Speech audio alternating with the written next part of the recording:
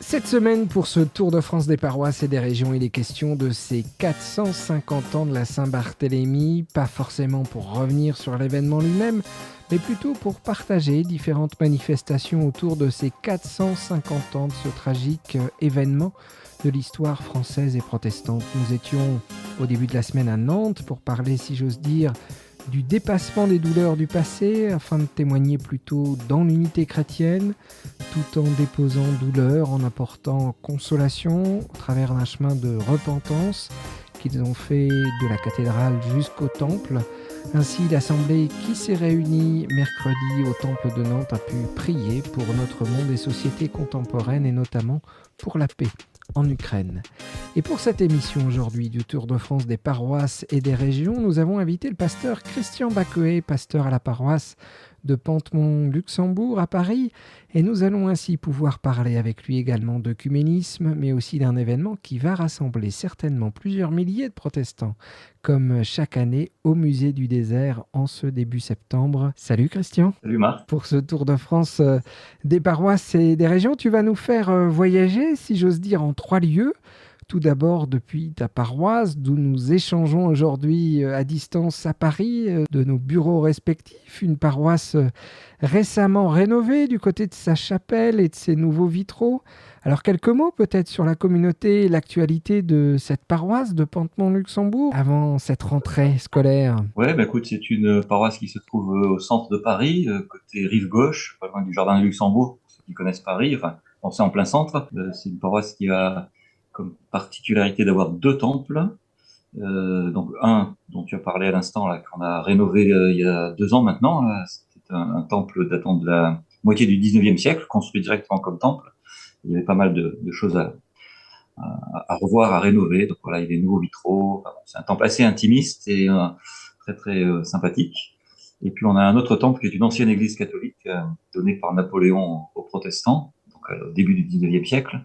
Donc plus majestueux, plus grand, avec un orgue magnifique. Et voilà, donc on navigue entre les 2 temples, on a un culte dans chacun des deux, et la vie de paroisse comme ça, sur 2 pieds, on pourrait dire, dans 2 lieux différents, quoi. Voilà, avec habituellement 2 pasteurs, et là, tu te prépares à une année. Voilà, c'est une paroisse à 2 pasteurs normalement, et puis mon collègue Andreas Loff, qui était là depuis 7 ans, vient de partir cet été pour prendre un poste d'aumônier des hôpitaux. Donc il y a une année de vacances pastorales sur son poste, et la paroisse accueille Sophie Ollier, qui est pasteur au Mans actuellement, qui arrivera en juillet 2023. Donc il y a une année où je ne suis pas tout seul, parce que les gens me disent « Ah, tu es tout seul ». Non, non, il y a des paroissiens dans cette paroisse. Donc voilà, je suis le seul pasteur, mais il y a pas mal de monde, de gens engagés, enfin, c'est très très sympa, très chouette, quoi. Alors, toute cette communauté a-t-elle prévu une manifestation ou va-t-il y avoir une manifestation particulière à l'occasion de ces 450 ans de la Saint-Barthélemy? Pas du tout. Pas Pas du du tout. tout. Non, non, on n'a ni anticipé ça, ni pensé à ça, très honnêtement. Donc, il n'y a rien de particulier. Sur Paris, il y aura des choses. Je crois qu'il y a eu un colloque. Il y aura, avec la Société d'histoire du protestantisme, qui est dans le même arrondissement que nous. Enfin, il y a d'autres événements qu'on va relayer, mais en tant que paroisse, non, non, pas particulièrement. Alors, j'ai partagé en ouverture de ce podcast ce qui s'est passé mercredi à Nantes, cette marche œcuménique de la cathédrale au temple, puis une veillée de prière pour la paix. Je crois que dans ton ministère, tu as également un engagement quand même important œcuménique et que tu aurais même dû être cette semaine à Pradines avec le groupe des Dombes. Peux-tu nous en dire plus sur ce groupe et ce rassemblement annuel, même si pour diverses raisons pastorales, tu n'as pu y être exceptionnellement cette année? Oui, oui, alors le groupe des Dombes, c'est un mouvement œcuménique très très important qui date depuis 1937. Donc aucun des fondateurs n'y est plus, bien sûr. Donc bien avant que, on pourrait dire, les catholiques rejoignent l'écuménisme avec Vatican II, etc. Et qui depuis l'origine a rassemblé des théologiens et pasteurs protestants et des théologiens prêtres catholiques. On est une quarantaine de personnes, moitié-moitié, de France, Belgique, Suisse, de la sphère francophone européenne, et qui se réunit chaque année. Et qui travaille, on pourrait dire, à essayer de creuser des points sur lesquels il y a des désaccords entre nos églises au plan théologique, pour essayer de voir comment les dépasser, ou en tout cas pointer les éléments qui sont le fruit de l'histoire notamment, et pas forcément de la doctrine, essayer de remonter un petit peu tout ça, comment dans l'écriture ça prend racine ou pas, voilà, essayer on pourrait dire, de remonter sur les divisions pour voir comment marcher dans l'unité, en articulant donc de la réflexion théologique, de la fraternité, de compagnonnage entre les membres du groupe, et puis la prière, puisque ça se réunit dans l'abbaye bénédictine de Pradines. C'est porté par la prière communautaire. Trois dimensions hyper importantes de l'écuménisme: réflexion, fraternité, prière ensemble. C'est un groupe voilà, qui marque pas mal dans le monde œcuménique, on va dire. Voilà, et puis qui travaille donc chaque année avec une semaine vraiment de travail comme ça et de prière tous ensemble. Voilà, et qui réfléchit donc à un thème, et puis quand le thème est suffisamment abouti, mûri, en général, publie le fruit des résultats sous forme de livre. Donc voilà, ça fait 10 ans qu'on était sur le thème de la catholicité de l'Église. Qu'est-ce que ça veut dire quand on dit l'Église catholique, universelle? Dans le credo, on ne traduit pas de la même manière. C'est quoi l'Église finalement, hein?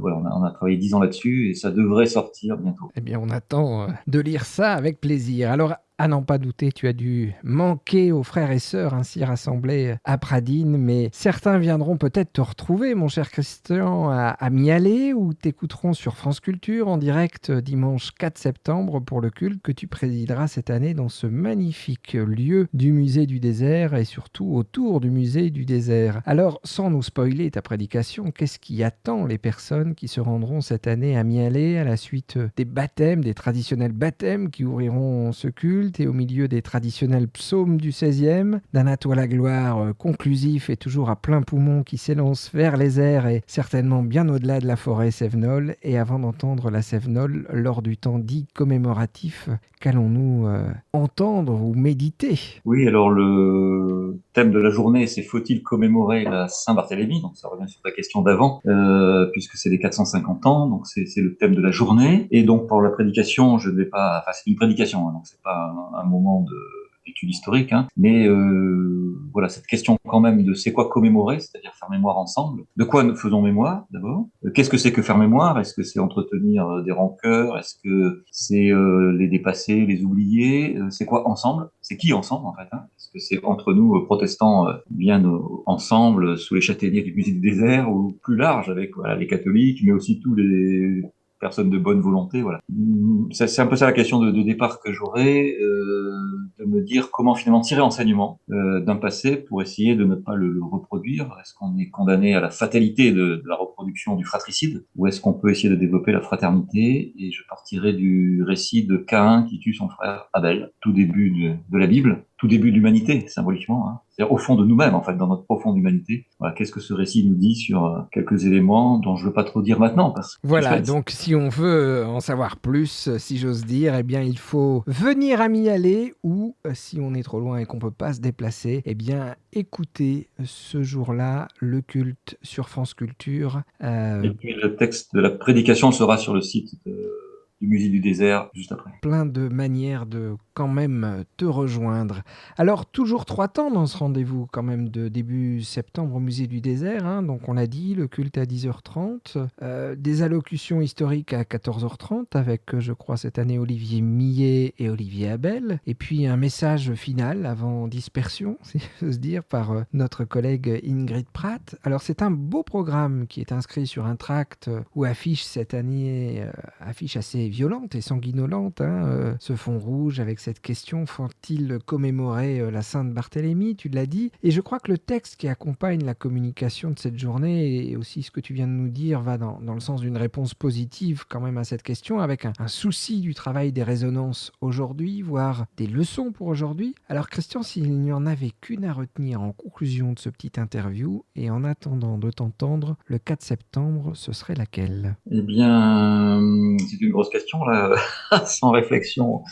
Je dirais que c'est extrêmement important, ce que je disais tout à l'heure, le fait de commémorer, c'est-à-dire faire mémoire ensemble, hein, cum qui veut dire ensemble, non pas comme une histoire identitaire de certains qui diraient voilà, c'est nos ancêtres malheureuses victimes et nous sommes encore des victimes et nous sommes du bon côté et puis il y a des méchants de l'autre côté, mais plutôt ensemble regarder au fond de nous, parce que très objectivement le massacre de la Saint-Barthélemy, ce sont des protestants qui ont été massacrés, environ 10 000 morts sur l'ensemble de la France, c'est énorme, quoi. La plupart du temps par des voisins, donc par des gens qui les connaissent, hein. Mais il y a eu des massacres faits par des protestants, donc voilà, on n'est pas comment dire en soi protégé de ça. On est tous à la fois victimes, à la fois bourreaux, et il y a une résonance très très forte, c'est peut-être ça qui est important, dans le fait de commémorer, il y a des résonances très très fortes dans l'actualité. Il y a plein d'autres endroits du monde où aujourd'hui, des voisins tuent leurs voisins, des frères tuent leurs frères, des guerres civiles, et au fond de nous-mêmes. Comment ces racines au fond de nous-mêmes, en fait, sont à travailler? C'est ça le sens de la mémoire, en fait, hein. C'est pas simplement se souvenir, c'est plutôt se dire qu'est-ce que pour aujourd'hui ça prend sens. Voilà, eh bien, on sera heureux de te lire, de t'écouter et on te souhaite ainsi qu'à ces milliers qui seront avec toi à MyAller de passer une belle journée ensemble de réflexion, de méditation et puis eh bien que ça puisse nous faire les uns et les autres avancer. À bientôt Christian. Oui, merci, à bientôt Marc.